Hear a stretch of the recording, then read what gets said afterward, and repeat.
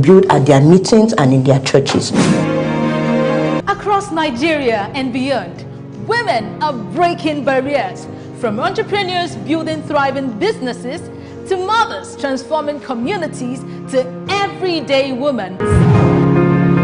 Women's World celebrates all sides of womanhood. We share untold stories of women from pain to victory. This is more than a show, it is a platform for women to be seen, heard, and to be empowered. Every story matters, every voice counts because women are empowered to change families, communities, and the nation. Join us as we showcase women's untold stories. From pain to victory. This is Women's World on Global Television. Your story, your health, your power.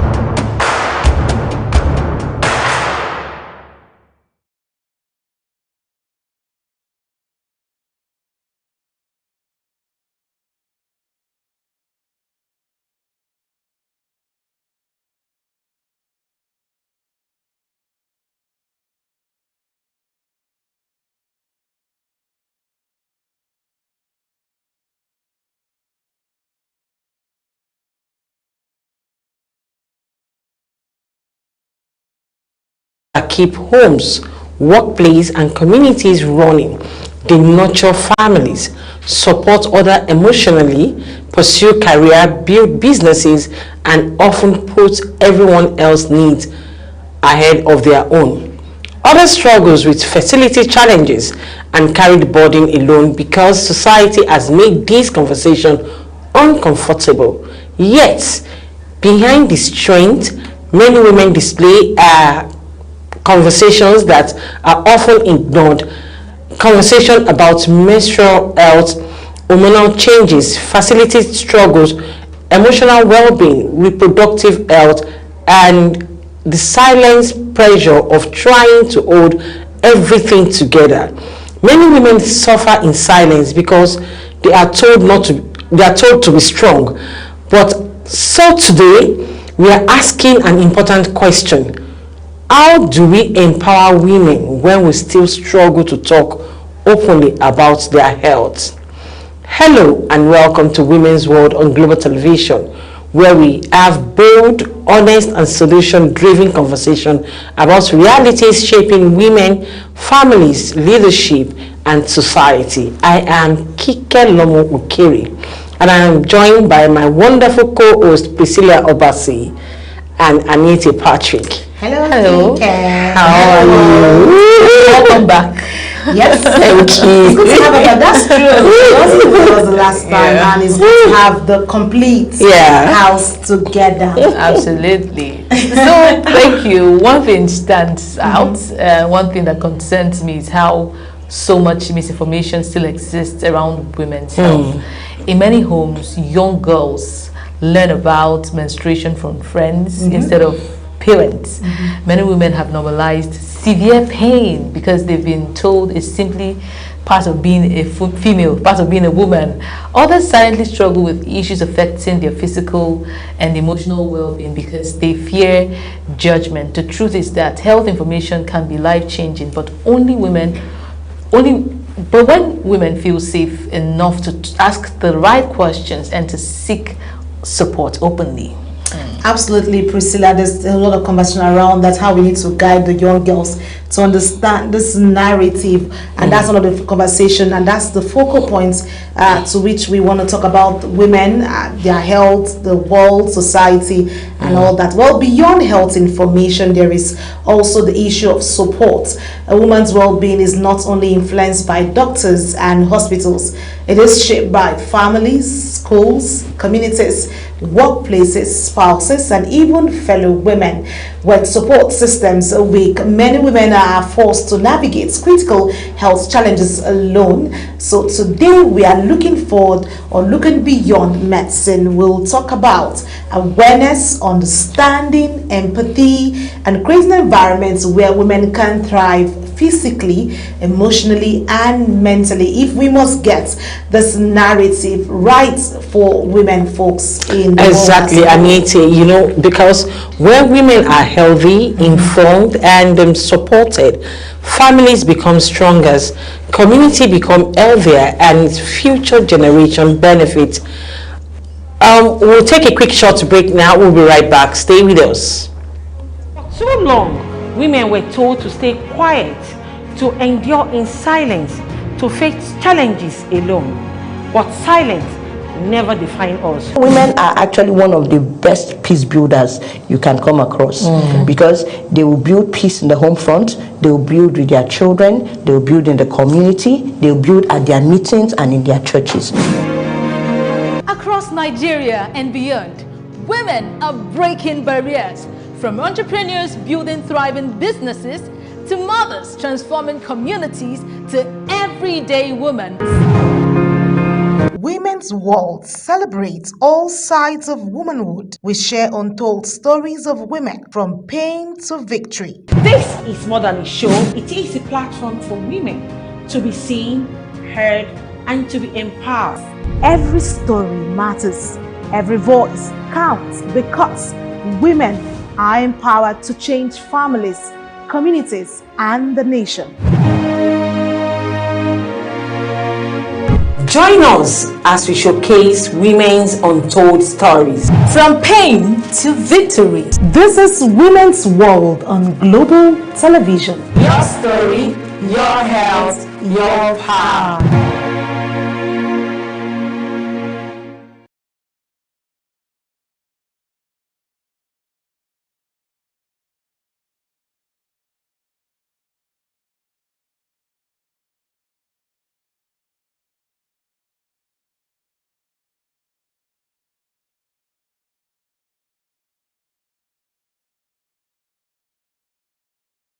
Welcome back to Women's World. If you're just joining us, today's discussion is our health, our power, breaking the silence around women's well-being. Joining us today is a passionate public health professional, health educator, development advocate, and founder of Omidon Health and Empowerment Initiative. She holds a bachelor degree in microbiology from University of Lagos and a master of public health from the University of Ibadan.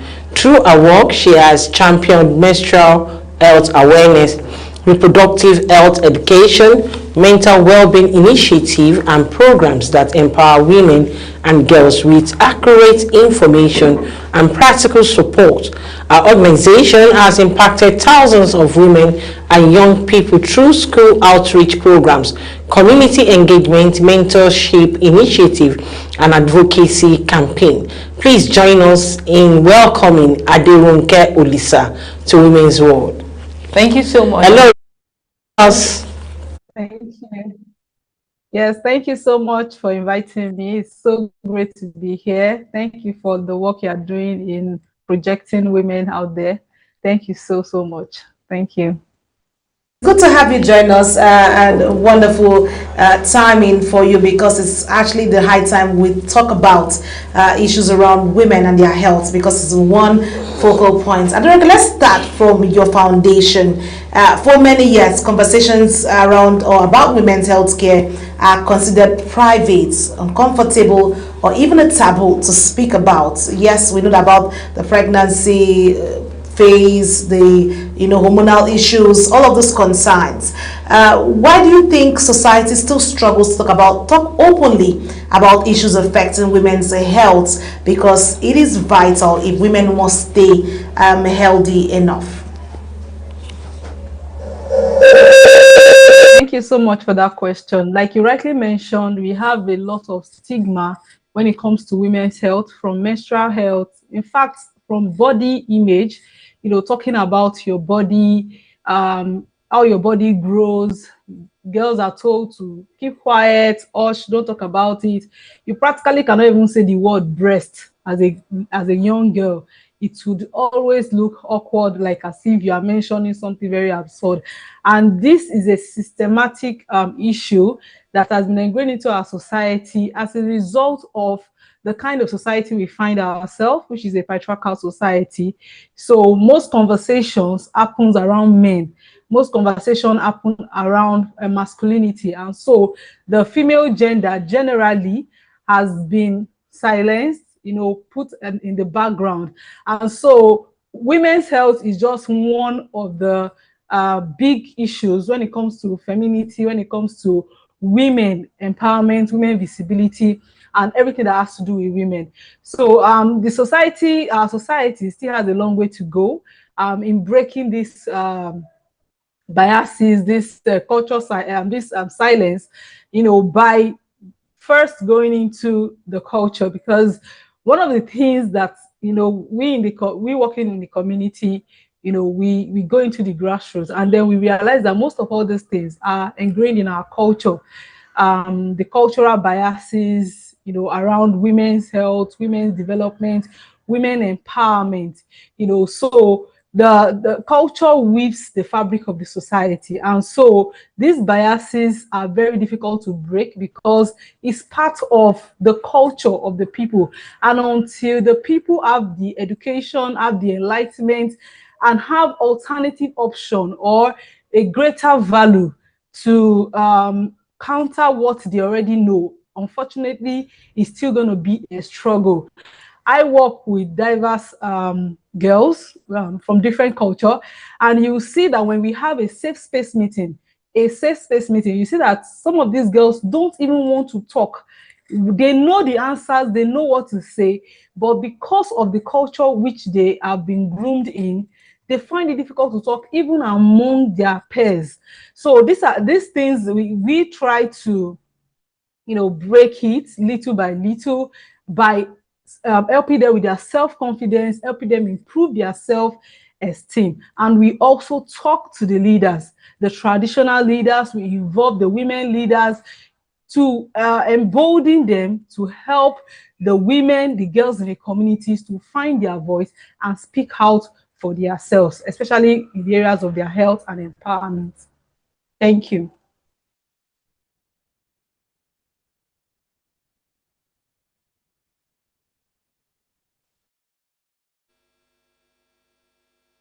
Menstrual pain. I remember one time in school, secondary school, and I was going through that season of cramp. Sometimes you want to hide in shame. You don't want to talk to a classmate or maybe a teacher, tell them I'm having cramps. There's a way you just want to swallow it up.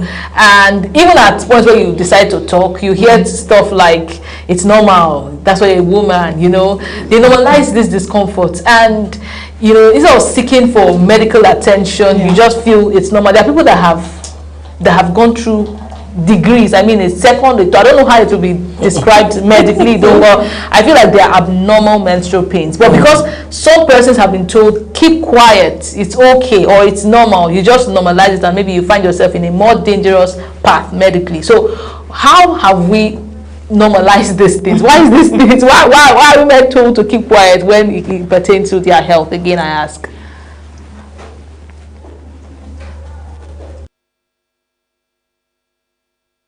This part of the world have been brainwashed with the idea of you should be strong and powerful, you should be virtuous, you should be able to cope with pain.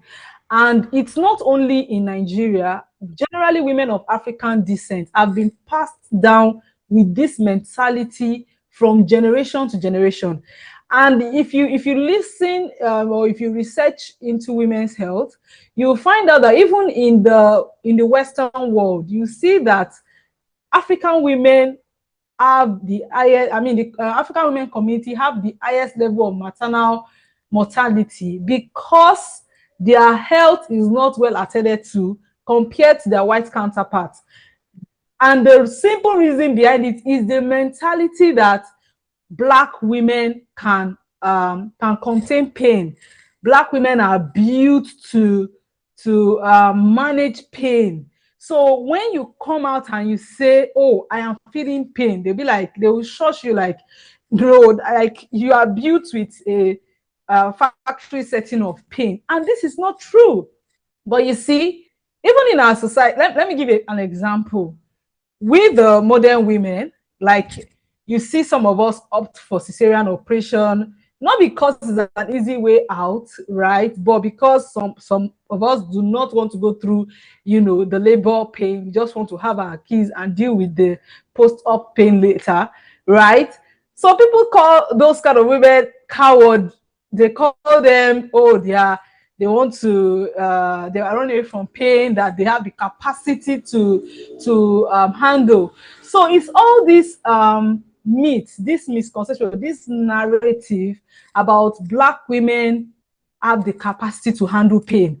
And so when you find a woman that is speaking about her pain, even among women, you will see people attacking her, that is why you're a woman, that is why you're a girl, it's part of it. And thank God that we're having this kind of conversation, right? It's time for us to define the fact that nobody, no human being, male or female, is built with a factory setting to endure pain. Pain is a response, right? That tells you that the body is in discomfort. Nobody has a factory setting to manage pain, and then you should not talk. You will see it happen in labor room, where you see women that are going through excruciating labor pain, and then they are probably screaming, and you see other women, come on, keep quiet. They talk down on their pain, they shout on them and all of that. Say, are you the only one? Is it the first time you're supposed to endure it and all of that? It's just an unfortunate mindset. And I think conversations like this moves us forward into changing such mindsets among people in the society. Okay, I like the fact that you said there is need to change the mindset of people just thinking that women should ordinarily bear excruciating pain from menstrual pain and from menstruation and childbirth. Okay, let's talk about young girls. For many, their first menstrual experience is frightening because nobody prepared them. Especially, let's talk about these Gen Zs. The way they go into puberty at 10 years, you see, it's the truth, a little girl of 10 years experiencing seeing as period already, I don't know what the world is changing into. During our own time, in fact, if I even saw I got to SS1, you understand, that far. But right now, 10 years, still in primary school or about to graduate from primary school, is menstruating. So what role should parents play before a girl reaches puberty? All right, thank you for that question. Like you rightly mentioned, right now we have a early menarche happening among girls, and this is, to be honest with you, due to nutrition. I know this is not the topic for today, but I mean, I do talk about these things on my digital platforms. Nutrition plays a role in the early menarche for young girls. But now, what parents need to do, especially our dear moms, you need to get involved. Like I said in my videos, I said, if you as a parent, your child is already around 15 and you're trying to get involved, you have come on board late, and I really don't know how you can get in at that time. The best time to get involved with what is going on with your daughter is before, like, preteen. I mean, preteen, before 6, 7, 8, because right now we even have girls as low as 8 years, 9 years starting their period. There are so many resources out there that can help you as a mother. I mean, a lot of adult women do not even understand what goes on in their body. Let's start with that. You know, they don't know how menstruation happens. They don't even know. They just know that I'm still my menstruation and that's it. You know, but by the grace of God, you know, organization like ours, you know, we talk about this, we teach girls about this thing. And I actually have a book where I, you know, explain all these things in details, in a way that, in a story form, in a way that a mother can easily, you know, speak to her daughter about it.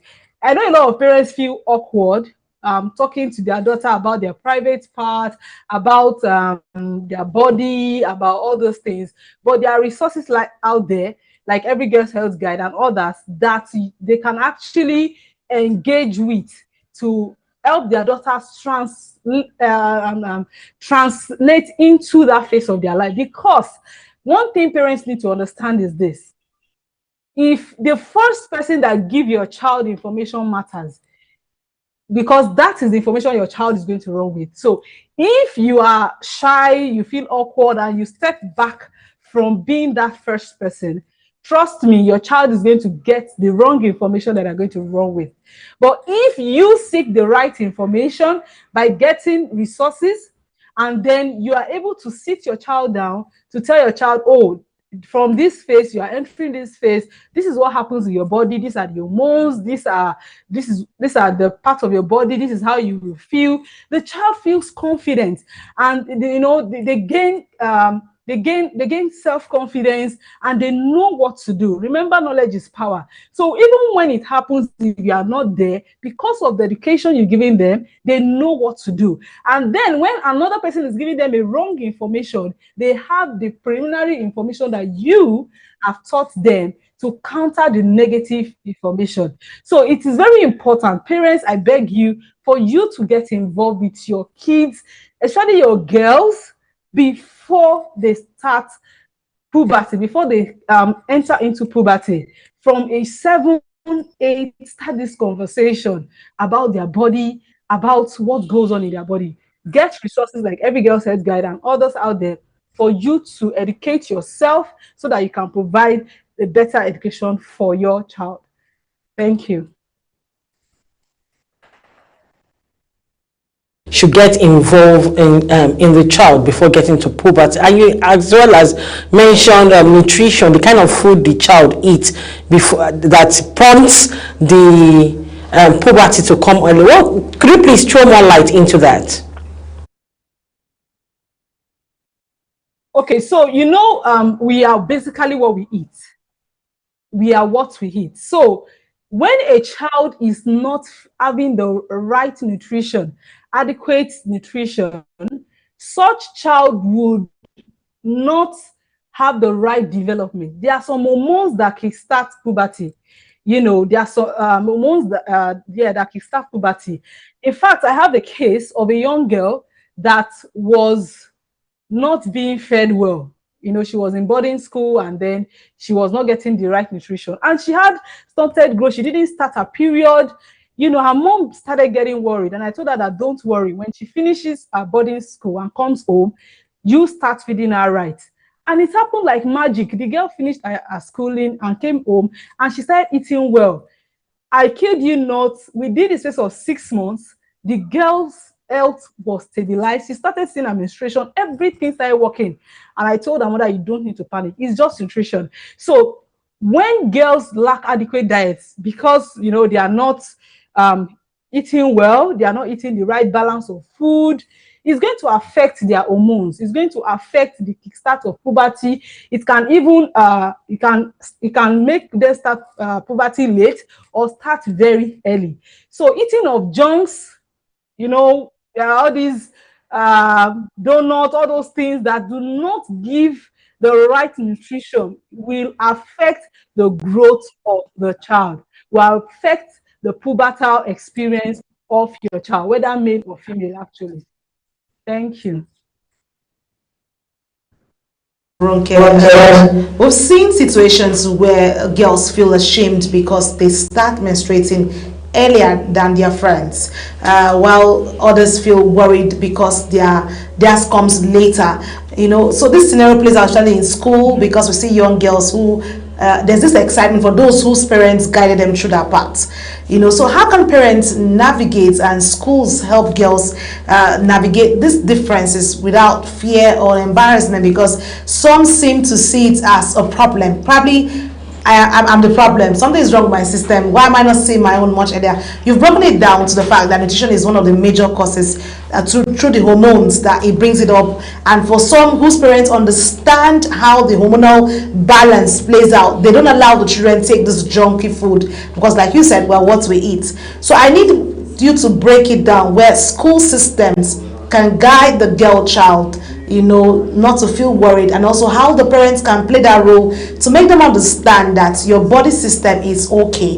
It is a phase, and then you'll get into that space.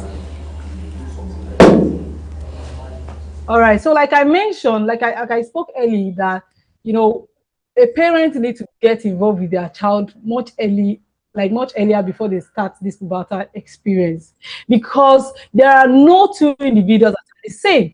No two girls are the same. I didn't see my period until I finished SS3. When my friends are rolling on the floor, you know, some of them had extreme menstrual pain, some had mild. I did not understand what was going on. And honestly, I was not bothered. You know, not because my parents sat me down. I didn't have that kind of relationship with my mom, trust me.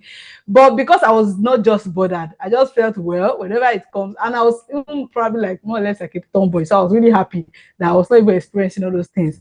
But yeah, schools need to, one of the things that we are advocating for in menstrual health and hygiene management is that schools need to build a curriculum around menstrual health and hygiene management.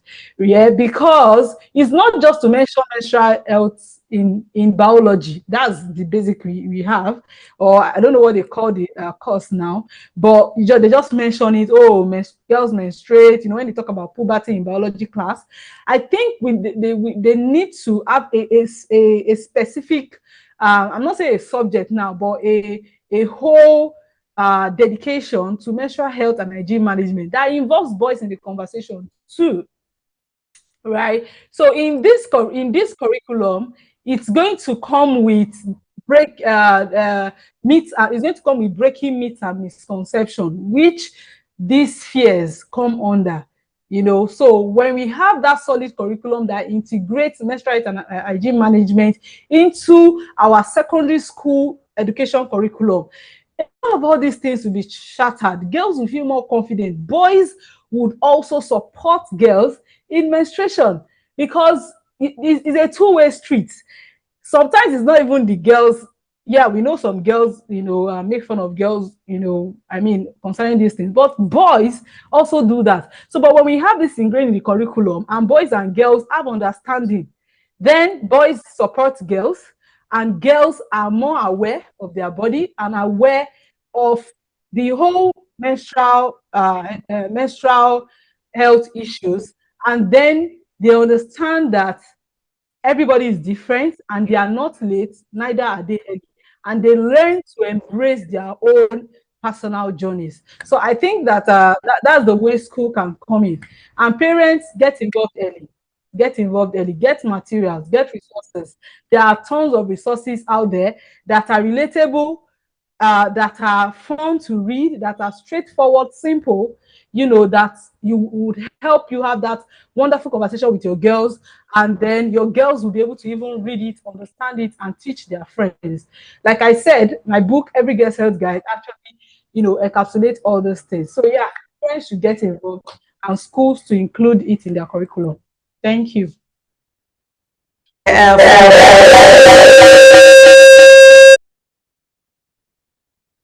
For this particular guide to this conversation, it tells a whole lot that we need to understand. I want to paint out the scenario, because like we said, we want schools to understand how this works and how it plays out, because puberty is something that girls grow into, the boys also grow into, and there are phases or steps that works around these things.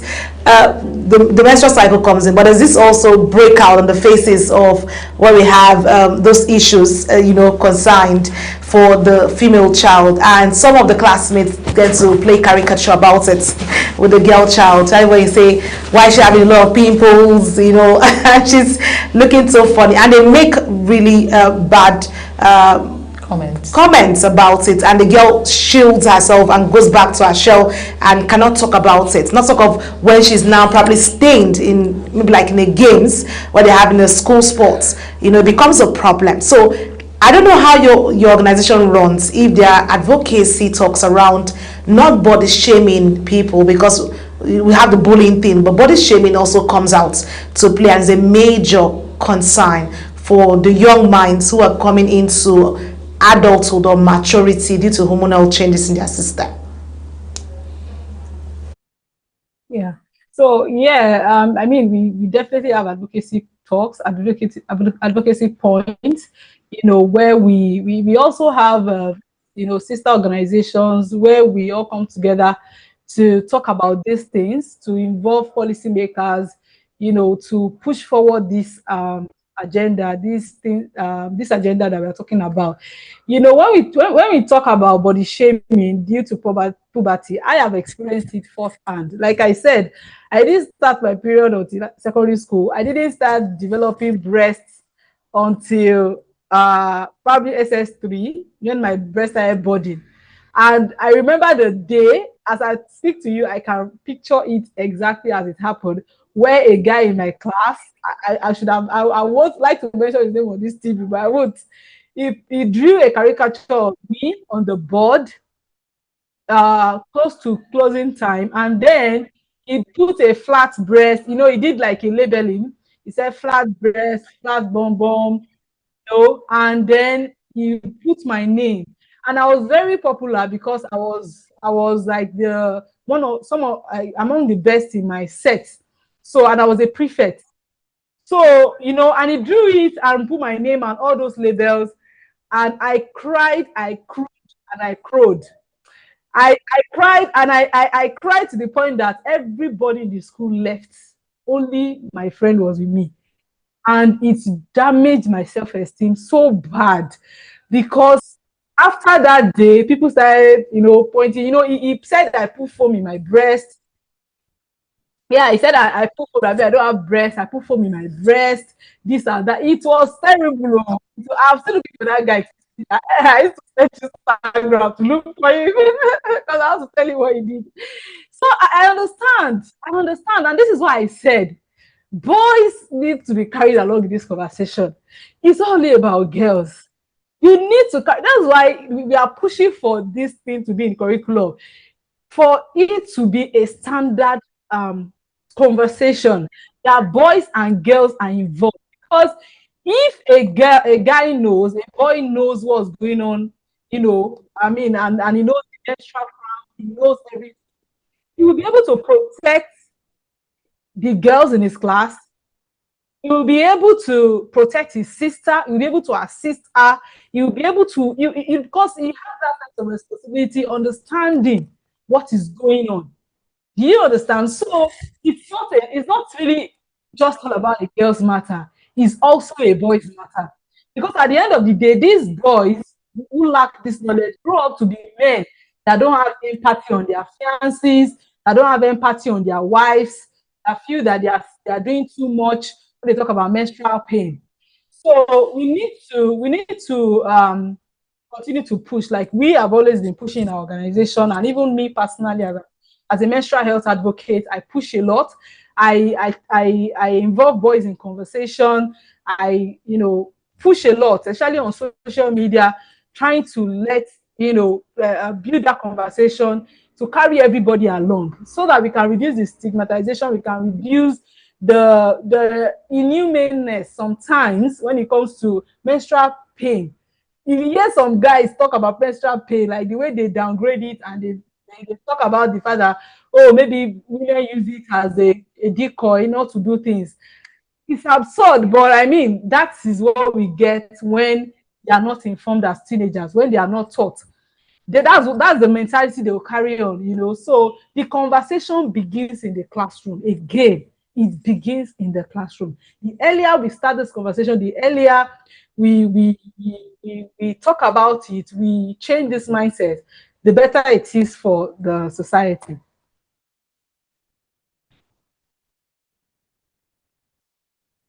What we need, I mean. So let's move away from that to, you know, the more grown women. And when we start to experience things like hormonal imbalance and all of that. Now, people talk about hormonal imbalances without, or hormones generally, without fully understanding what they are. You made mention of the fact that, you know, it's quite difficult for an adult to understand her body, not talk of a small child. Now, there are cases. I mean, recently on the internet, we saw Chef Amaka, wife of Aproko Doctor. I don't know if you saw that video, where she came out to say, talk about how she has been thrilled because of PCOS, how people, you know, start to label her husband, saying things like he would never have a child, he's married to a man because his wife is suffering from PCOS. There are other hormonal, you know, changes that a woman goes through that she herself is trying to struggle with. Sometimes you are trying to prevent pregnancy, you have to go on, you know, contraceptives, family planning methods, and society don't understand it. Sometimes your spouse won't even understand the reality that these things have on you. I think I had my second child and I went for, you know, there's a season I was experiencing serious hormonal imbalance. It was showing on my skin. My skin started to change color, literally. Right, it looked as if I was bleaching. I don't even rub cream on a normal day, so it was really embarrassing. Sometimes someone looks at me and like, what's happening to you, right? And that is not just all. It's affecting your mood. It's affecting everything around you. You still have to manage this and keep the cook for children. You know, be a wonderful wife that society expects you to be. You know, and all of these different conversations that we have around this, but yet a lot of women don't even understand the reality, let alone men. So let's talk about hormonal imbalance, the reality of it to our viewers.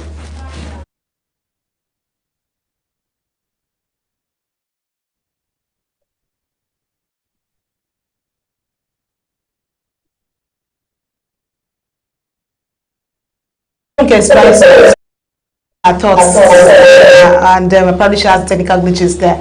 I like the fact that you raised this because in the society we live today, just like Aproko Doctor, that's why I mentioned women have had series of hormonal imbalance challenges. Let's talk about childbirth. For instance, you gave your own instance. I've seen women who've had second fertility challenge. You've had your first child. You are comfortable, everybody welcomes a child, and then you're trusting for the next child. For some people it takes like immediately. Some people 6 months into the child, it comes in, and then for some people it takes 3, 4, 5, 10 years. Yes. You know, so sometimes you see children, you see age difference, and what's in the parent they do? How about those that even count for you? They help you on your wedding day. You know, they're already counting 9 months, and 9 months is here, and they're not saying child. And they're asking how far now? How far now? We don't know that people go through stuff. I think society needs to start working on that mindset that we don't always look at that mindset of. I think we have a guest back. I'll get you there, please. Throw light to this conversation. Hello, ladies. I can't hear you. Please, what did you say? No, I didn't. Let me I talked about hormonal imbalance as a factor, and then I cited an example of myself.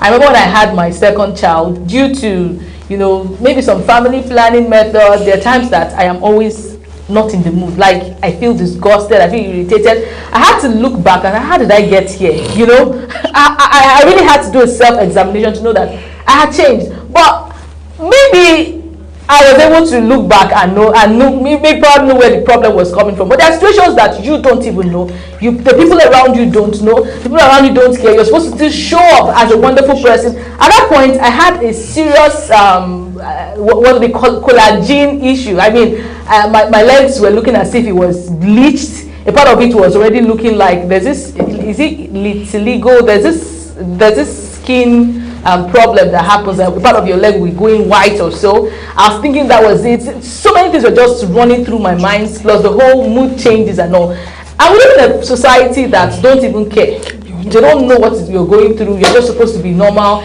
As a matter of fact, if you start to give all those kind of things as excuses, they say you are lazy. They say it's because you are bad character. They give you, different labels. Aproko's wife came out recently to say something. I mean, to share her experience. She said she had gotten married and went for a test to find out that she had PCOS. Prior to then, people had trolled her, even afterwards, trolled her husband. The part that got to her, according to her, was the fact that people told her that her husband will never father a child, that her husband is married to a fellow man.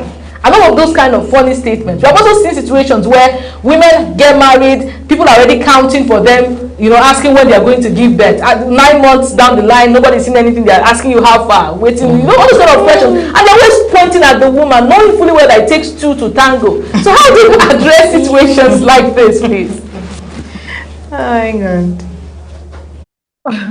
It's funny the kind of society that we live in, where people's expectation of you is actually something that they don't even expect of themselves.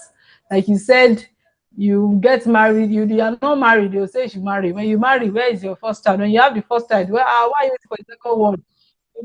You just gave birth. Why are you fat? You slim down. Why are you slim? It's just a function of our nosy society. Let me say that our society is very nosy. And I won't blame it on them really. It's because we kind of operate a communal system here where everybody knows everybody and everybody is supposed to be, everybody's keeper or something like that. But I mean, when it comes to women's health, again, women's health is underfunded. Women's health research is underfunded. So we don't have a lot of information out there. And then medical doctors, sorry to say, permit me, over here, and even in most places in the world, they don't listen to women. I don't know why. When a woman is saying this pain I'm feeling is more than normal pain, they don't listen, because PCOS is something that for most ladies that are suffering right now should have discovered long ago when they were teenagers. But guess what? When they were teenagers and they were probably saying, oh, my body, this pain is so much, they'll say, no, take paracetamol, take ibuprofen, And meanwhile, this thing, was already there because they don't listen to women. It's unfortunate, and it's ingrained in the health system that most caregivers, most health service providers to women, and then society compounds the pain by putting women in this stereotype, this box, this thinking of this is how you're expected to behave. This is the expectation of you as a woman, as a mother, as a wife, and all these boxes that women are placed in. And so it's so difficult. Honestly, it's a multi-layer issue. And I'll just tell women that do you, be you, and listen to your body. If you go to a service provider that doesn't want to listen to what you're saying about your body, move to the next person. Don't if you feel that, we know our bodies, especially with women. If you feel that this body is not speaking the language you wanted to hear, and you go to a service provider and it's telling you, no, it's trying to categorize you in a way that you're not comfortable with, seek a second opinion, seek a third opinion, seek a fourth opinion, seek a fifth opinion, till you get your answers. Because guess what? If you stick with that one person that is ignoring you, the problem will compound, and then you will see another person, but you're already worse. So women that have cancers today started with a pain that, was ignored or they were shoved away, and now by the time they found out, it was already cancerous, it was already out of hand. So, you know, to women, do you focus on you, because you cannot please everybody. You just gave birth, you are bloated, you are using some women who are on family planning methods, you know, have side effects of being bloated and everything. I mean, there are so many issues that are female centric. Just focus on yourself, choose your battles, listen to your body, and find a service provider that will listen to you. Ignore the society, because society will continue to talk. In fact, if they are not talking, they are not in existence. So, I mean, we can't stop the society from talking, but you can choose to listen to your body. You can choose to act on it. You can choose to seek the attention that you need and you deserve. The earlier you discover what is going wrong with you, the better it is for you to be helped, for it to be managed, or even to be cured. So, dear women, listen to your bodies. We are still pushing for more funding for women's health research, especially for women of African descent. The funding is low, and so there is not much going on there, but hopefully things are turning, and we hope that I want to go into women's health research. And so we hope that, you know, as more funding coming, we'll continue to, you know, do this research to get the right diagnosis, to get the right answers from our women, so that we can help them better. Thank you. If we have women like you across the world, we will be very okay as women to deal with our issues. We've been talking about the health, but let's talk about building and recognizing issues around us. We often hear pregnancy is not sickness, and while that may be true, some women experience severe complications, exhaustion, anxiety, and even depression. How can families become more empathetic and supportive during pregnancy? Because it is a phase when women get into marriage they cannot do away with, because that's the joy that comes with marriage. All right. The volume from your hand is quite low, so I'm struggling to hear. But if I heard you correctly, you are talking about how can families manage multiple pregnancies, if I'm correct. Is that it? No, I said pregnancy is always often said that is not sickness, but women experience a whole lot of things around that pregnancy period, complications, severe complications that comes with pregnancy, exhaustion, anxiety, and even depression. Some women fall into depression when they are pregnant because their normal system has changed. Their whole life is changed, their body has changed. So I'm asking, how can families become more empathetic and supportive during this pregnancy phase of a woman? Because it's a part of the joy that comes being a married woman or soon to be a mother, and it's a new phase for a woman who's getting into it for the first time. All right. So how can families support women more in pregnancy? Okay, well, I think this starts from before you get married. Honestly, a woman making a decision about who to marry it should not even be taking. Sorry, I'm talking about marriage, but I mean, it takes two to tango. The choice of who you want to marry, you have to look at if the person is enough to be a father and to be a kind husband, because it starts from the man. If in-laws or outsiders treat a woman in a very bad way when she's pregnant, check the husband, or the partner. That is the first person, you know, that would offer the support. And again, it goes back to education, because a lot of people do not even understand that pregnancy is different for different women. A lot of people, like I saw online last week or 2 weeks ago, you know, that people were dragging Amy, what's her name now, Otedola, about the fact that she opted for different O&G, like 9 O&G for her pregnancy. They're saying they are tone deaf and all those things. And I'm like, Oh no, that's not even the issue. The one was that that she was exercising. No, that yes, so she was exercising, and there's some men. I don't know if you saw it. Some men were saying, "Oh, that's how." Like, look at this one now, pregnant, fine.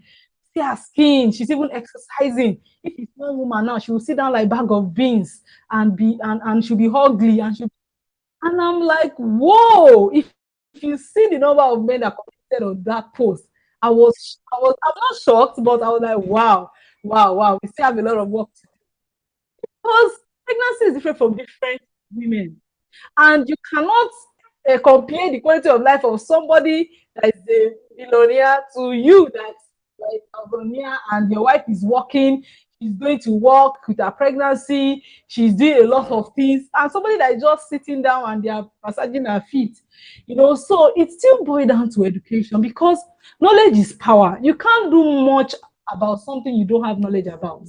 So men, first of all, need to understand what pregnancy does to the human body. A lot of men don't have that understanding. They just feel that they don't have to carry a baby and give birth after 9 months. They don't understand the hormonal changes. They don't understand the discomfort. They don't understand. And I would like to tell women this. If you are not married, listen to me. One of the premarital questions you ask the person to marry, will you follow me to antenatal classes? Note it. You must ask that question because even if let's agree that men were not taught before they marry. At least if you follow a wife for antenatal classes, you will have understand. You'll be hearing what is happening, and you will know that this woman, she's having that born. Okay, I should massage her feet. Do you understand? It's a normal thing in the Western world, but here you will see 20, 30, 40 women in antenatal class. You will see only one man. It's terrible. And then their husbands feel that they are doing the normal thing. It's not a normal thing for a woman to be pregnant, but they don't know the sacrifice that woman is going. They don't know the discomfort. And let me speak to women. Women, we are enablers. Women are enablers. Let me explain. See, as I am like this, and I'm pregnant, if cough hook me, I'll say, the cough, your baby is okay, cough hook me here. I will be saying everything so that I will be saying what is happening to me per time. I cannot swallow. Hey, this baby is not allowing me to swallow. Hey, anything is the baby. Anything that do me for that 9 months is the baby. Because that's what I used to do before. I cannot carry my leg is the baby. I will say it. You know the reason why? Because if you don't say it, if you are doing macho woman, I mean, Sabi carry pregnancy fast, you will not.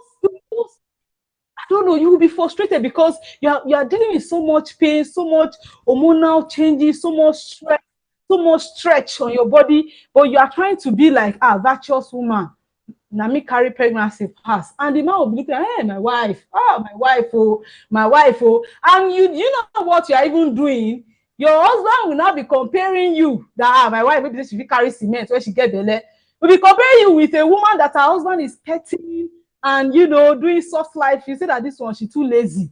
Why? You enabled your husband. You did not allow your husband or your partner to know what exactly is going on with you. So women, stop enabling the men.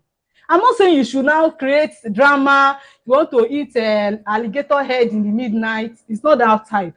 But we need to do better to make the men aware of what's going on. Encourage men to go for antenatal. And this is also systemic in a way because if workplaces do not give men permission when their wives are pregnant, there should be a system or a policy in place where when a man's wife is pregnant, they give him the 1 day of antenatal in a month. He is also excused from work because if the man did not have permission from work, he cannot go for antenatal. This is the systemic issue that even must be addressed because a lot of men may want to go, but their offices are not permitting them. So it's also a policy issue. Maternity leave, paternity leave, antenatal breaks for men to assist their wife. I tell you, if more men attend antenatal, you will see the change. And you will see when a man attend antenatal and understand what's happening to his wife, he will not allow anybody to insult his wife. He will not allow anybody to talk back for this because I'm pretty sure you've not exhausted everything you need to say, but we have learned a lot. I want to also add that sometimes women enable, like you say, women enable, because you go for antenatal and they are mocking the man saying, you don't get job. What are you doing here? So that women have mocked men that go for antenatal. So women need to also watch out for that. Yes. Well, ultimately, it's been a fantastic conversation. I want to say thank you to you. Today's conversation reminds us that women's health is far more than doctors' appointments and prescription. It's about dignity, awareness, support, understanding, and access to the right information. This is actually very true, Priscilla. We've learned a whole lot from this conversation. I wish this can just keep on going, but time is really not our friend. A whole lot to talk about, a whole lot we've learned that women need to understand about their health and what it says. Women are empowered to understand their bodies, speak openly about their challenges, and seek help when needed. Just like she mentioned, they are better equipped to thrive in every area of their life, of course. And we've also heard that families have a role to play. Parents must guide their daughters, partners must provide support, communities must create safe space for honest conversation, and women must learn to support one another rather than suffer in silence. All right, this is what we call it a wrap on Women's World today. Join us again next week on Global Television, channel 365 on DSTV and 276 on Star Times. To stay connected, kindly follow us on all our social media platforms using @Global TV NG. I am Kike Lomo Okere, and of course with my co-host Priscilla Obasi and Ete. But don't forget, we're also on Free TV. Catch up on the conversation, and of course, you will not miss out at all if you go back. Bye. So long, women were told to stay quiet, to endure in silence, to face challenges alone. But silence never define us. Women are actually one of the best peace builders you can come across, because they will build peace in the home front, they will build with their children, they will build in the community, they will build at their meetings and in their churches. Across Nigeria and beyond, women are breaking barriers, from entrepreneurs building thriving businesses to mothers transforming communities to everyday women. Women's World celebrates all sides of womanhood. We share untold stories of women from pain to victory. This is more than a show, it is a platform for women to be seen, heard, and to be empowered. Every story matters. Every voice counts because women are empowered to change families, communities, and the nation. Join us as we showcase women's untold stories. From pain to victory. This is Women's World on Global Television. Your story, your health, your power.